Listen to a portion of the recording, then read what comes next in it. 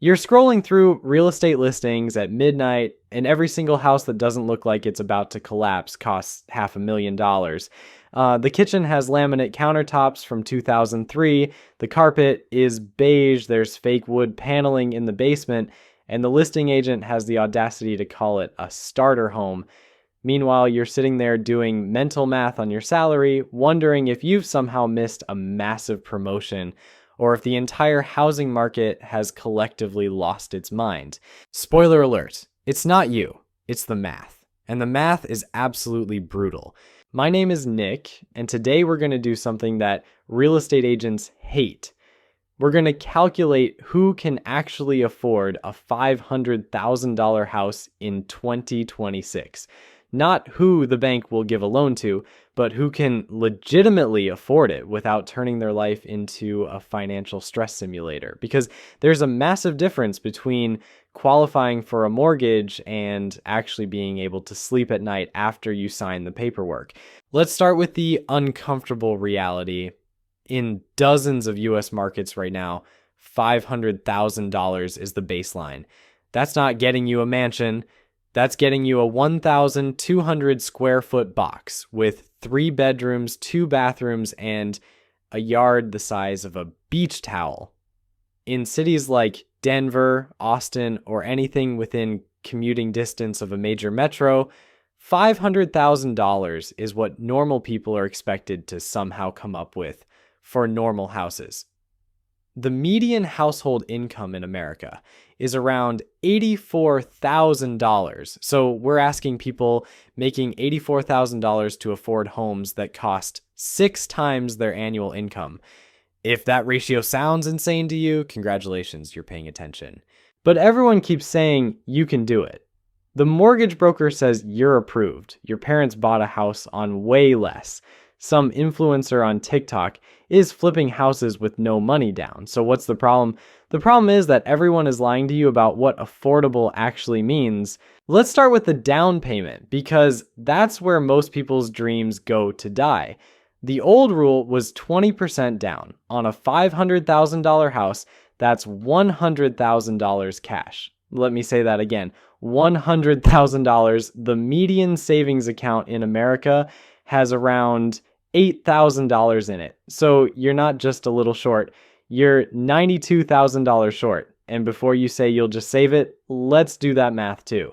If you're making $84,000 a year and somehow manage to save 10% of your gross income, which almost nobody does, you're saving $8,400 per year. At that rate, it'll take you 12 years to save the down payment, assuming housing prices don't go up, which they absolutely will.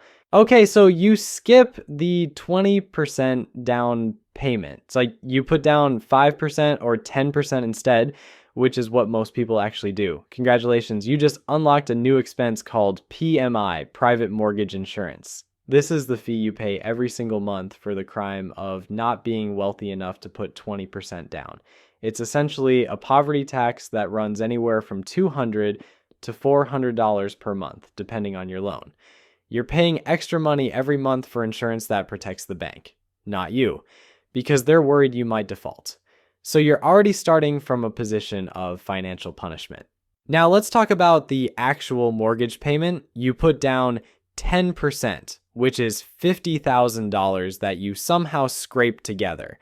That leaves you with a $450,000 loan. At current interest rates, somewhere in the 6% to 7% range, depending on your credit, your monthly mortgage payment is going to land around $2,750 to $2,850. That's just principal and interest. That number doesn't include a single other thing you need to actually live in the house. Let's add property taxes. Depending on where you live, you're looking at anywhere from $4,000 to $8,000 per year, which works out to roughly $500 per month if we're being conservative.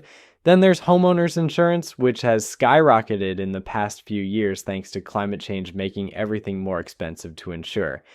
You're looking at another $250 to $350 per month, depending on your location and whether your house is in a flood zone, fire zone, or tornado alley.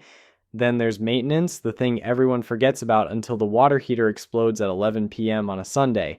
The general rule is to budget 1% of your home's value per year for maintenance and repairs. On a $500,000 house, that's $5,000 annually, or about $417 per month. And don't forget the PMI we talked about earlier. Tack on another $200 to $400. So let's add this up. Mortgage payment, $2,850. Property taxes, $500. Insurance, $300. Maintenance, $417. PMI, $300. Your total monthly housing cost is now sitting at roughly $4,367. And that's assuming nothing breaks, you don't need a new roof, and your HOA doesn't randomly decide to repave the entire neighborhood and send you a $3,000 bill. Here's where it gets really fun. Financial advisors will tell you that you shouldn't spend more than 28% of your gross monthly income on housing. Banks will approve you if your total debt to income ratio is under 43%. Let's reverse engineer this. If you're spending $4,367 per month on housing, and that represents 28% of your income, you need to be making roughly $187,000 per year. If we use the more lenient 43% rule, you still need to be pulling in around $150,000 annually.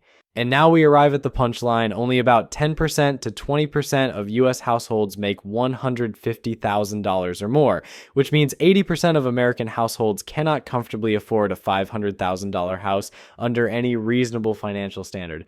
This isn't an opinion. This is just math being cruel. But you're thinking, people are still buying these houses. Who are these people? Some of them have dual incomes in high-paying fields. Some of them have family money. Some of them are stretching themselves so thin that one medical bill or job loss would collapse their entire financial life. Let me show you what that actually looks like when you run the numbers on a real household trying to make this work.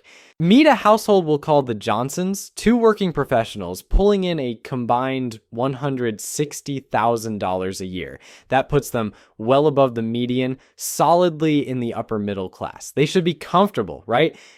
Let's watch what happens when they buy that $500,000 house. First, their gross income of $160,000 sounds impressive until the IRS shows up. After federal taxes, state taxes, FICA, and maybe a modest 401k contribution, they're taking home around $9,500 per month. That's their actual money to live on.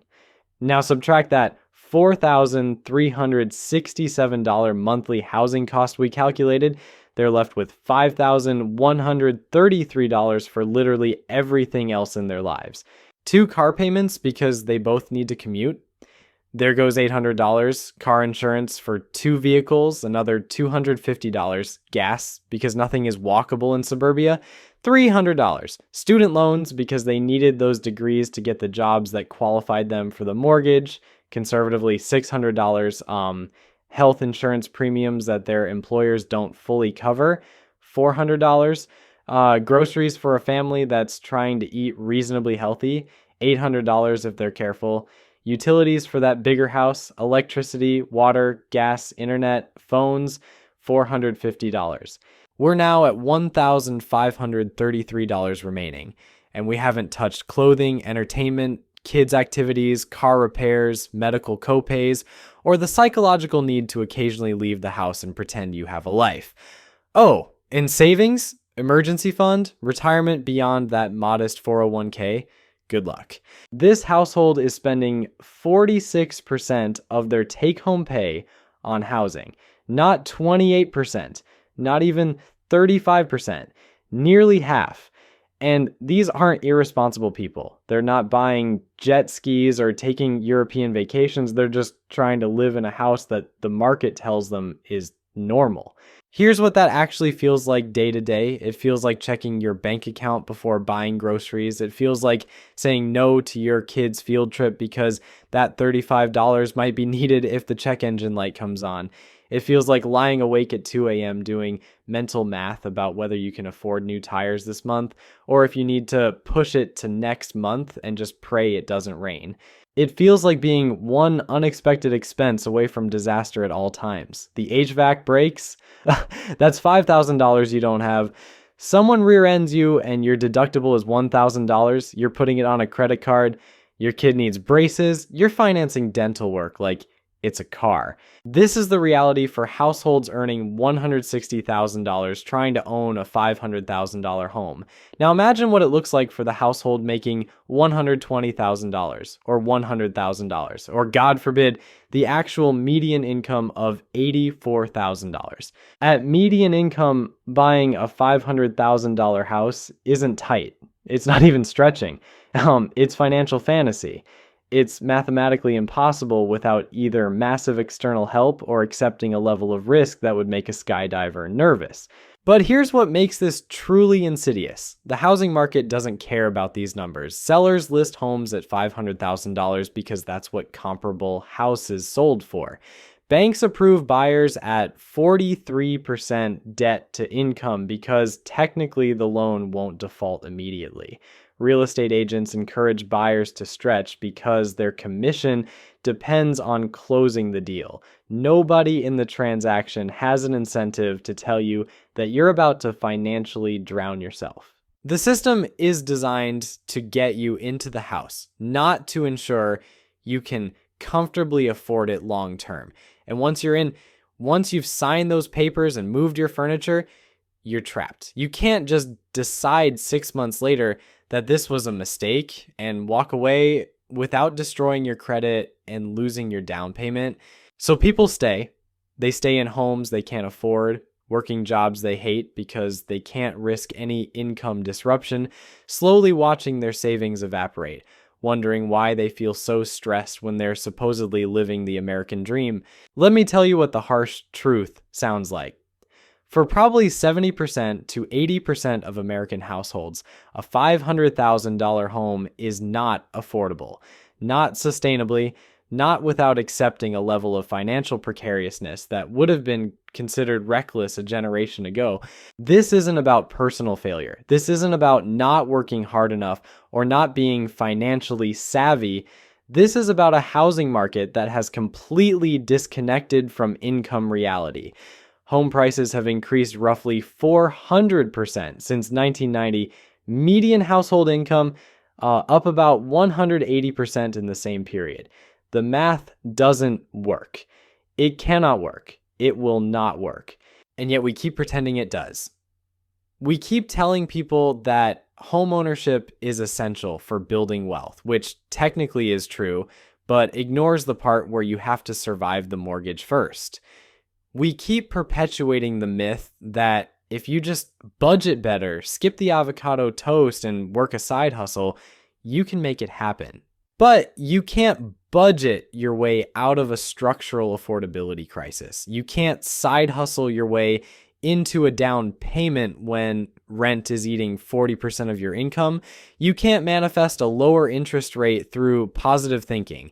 What you can do is understand the actual numbers so you can make an informed decision. Maybe that decision is to keep renting and invest the difference. Maybe it's to look at a $350,000 house instead, even if it means a longer commute or a smaller yard. Maybe it's to acknowledge that homeownership in your current market simply isn't viable right now, and that's okay. Because here's what nobody tells you. There is no prize for buying a house you can't afford. There is no trophy for being house poor. The stress of barely making your mortgage payment every month will erase any pride you felt the day you got the keys. The real question isn't whether you can technically get approved for a $500,000 house. The real question is whether owning that house will actually improve your life or just transfer your money to a bank while you stress about property taxes. And for most people, when you run the honest numbers, the answer becomes uncomfortably clear. So, what does this mean for you practically? Let's be direct. If you're looking at a $500,000 house right now, and your household income is anywhere south of $140,000, you need to stop. Just stop. You're about to make a financial decision that will dominate and potentially ruin the next decade of your life. I don't care what the mortgage broker says you're approved for. I don't care what your real estate agent says is normal in your market. I don't care that your friends somehow made it work. The numbers are the numbers, and they don't care about your feelings or your Instagram-ready kitchen dreams. Let's talk about what happens when you ignore this advice, because plenty of people do. You stretch, you convince yourself it'll be fine. Maybe you're betting on a future raise that hasn't materialized yet. Maybe you're planning to pick up freelance work on weekends. Maybe you're just really, really tired of renting and you want this so badly that you've stopped thinking rationally, so you buy the house. Congratulations. Now what? Month 1, you make the payment. It's tight, but you did it. Month 2, same thing. You're cutting back on eating out, skipping the gym membership, but you're managing. Then month 4, your car needs new brakes. That's $800 you didn't budget for because every dollar is already allocated to keeping the house. You put it on a credit card. Month 7, the air conditioning dies in July. The repair quote is $3,500. You don't have it. You finance it. Month 9, your spouse's hours get cut at work. Suddenly you're $600 short every month, and that emergency fund you were supposed to build, it never happened because there was nothing left to save. This is the reality of being house poor. You own a house technically, though the bank really owns it for the next 30 years, but you can't afford to live in it comfortably. You can't afford to maintain it properly. You definitely can't afford to enjoy it. Every unexpected expense becomes a crisis. Every financial decision is made through the lens of, can we still make the mortgage? You become a prisoner in your own home, working to pay for walls you're too stressed to appreciate. And here's the really twisted part. Because housing has become so unaffordable, we've normalized this misery. We've rebranded financial desperation as adulting. Oh, you're house poor? Welcome to homeownership. Can't afford furniture for 3 of your rooms. That's just part of the journey. Eating ramen for dinner because all your money went to the mortgage, you're building equity. It's like we've collectively agreed to pretend that struggling to afford basic homeownership is somehow a rite of passage rather than a symptom of a broken system. The math is screaming at you, but culture keeps whispering that you should buy anyway. Your parents bought a house at your age. Never mind that their house costs 3 times their annual income and yours costs 6 times yours. Your friends are buying. Never mind that you have no idea what their actual financial situation looks like, or whether they're drowning behind their freshly painted front door. Society tells you that renting is throwing money away. Never mind that being unable to afford your mortgage is also throwing money away, just with extra steps and worse consequences. So let me give you permission to do something radical. You can choose not to play this game. You can look at a $500,000 house, run the real numbers, and decide that it's not worth sacrificing your financial stability, your mental health, and your ability to build actual wealth. You can keep renting, you can save aggressively and wait for a market correction. You can look at cheaper markets or smaller homes. You can acknowledge that the American dream of homeownership has been warped into something unrecognizable and possibly unattainable, and that's not your fault. Because here's what actually builds wealth. It's not owning a house you can barely afford. It's having margin in your budget. It's being able to invest consistently. It's not having to choose between fixing your roof and contributing to your retirement account. It's sleeping at night without anxiety about how you'll cover next month's payment. Real wealth is freedom, not equity you can't access because you're trapped by the asset that's supposed to be making you wealthy. The financial industry has done an incredible job convincing people that homeownership is always the right move, that buying is always better than renting, that you should stretch as far as possible because homes always appreciate. But they're selling you a product. They profit when you buy, not when you make smart decisions. The bank makes money on your 30-year mortgage. The real estate agent makes money on the sale price. The insurance company makes money on your policy. Nobody in that equation makes money when you say, no thanks, this doesn't work for me. So if you're sitting there right now feeling priced out, feeling like homeownership is slipping away, feeling like you're failing at some fundamental adult milestone, I need you to understand something. You're not failing. The system is failing you. Home prices have outpaced wage growth so dramatically that what was normal and achievable for previous generations is now a luxury item for most people. A $500,000 house is not a starter home. It's not affordable on a median income. It's not something you should stretch for unless you genuinely have the income to support it without financial acrobatics. Run your real numbers. Factor in all the costs. Be honest about your income stability. And if the math doesn't work, walk away. There is no shame in saying, this doesn't make sense for me right now. There is no trophy for buying a house that makes you miserable. The real win is making decisions based on reality rather than social pressure, on math rather than emotion, on your actual financial situation rather than what you wish it could be. That's how you avoid becoming another cautionary tale about the true cost of that $500,000 home. Look, I'm not telling you to give up on homeownership forever. I'm telling you to give up on the delusion that a $500,000 house is somehow within reach just because a bank will let you sign the papers. Those are two catastrophically different things. The bank's risk tolerance and your ability to actually live a life are not the same calculation. Maybe in 5 years, your income doubles, maybe the market corrects, and that same house costs $380,000. Maybe you relocate to a market where $500,000 actually buys you something reasonable instead of a glorified apartment with a mortgage. But right now, today, with current prices and current incomes, this math is broken for most people, and pretending otherwise doesn't make you optimistic. It makes you a future statistic in someone else's YouTube video about the foreclosure crisis. So here's my actual advice. Stop looking at what you qualify for and start looking at what you can genuinely afford without turning your life into a financial tightrope act. Find the number where you can pay the mortgage, handle the maintenance, save for emergencies, invest for retirement, and still occasionally remember what it feels like to not be stressed about money. For most people, that number is nowhere near $500,000, and that's completely fine. You're not less successful because you're being realistic.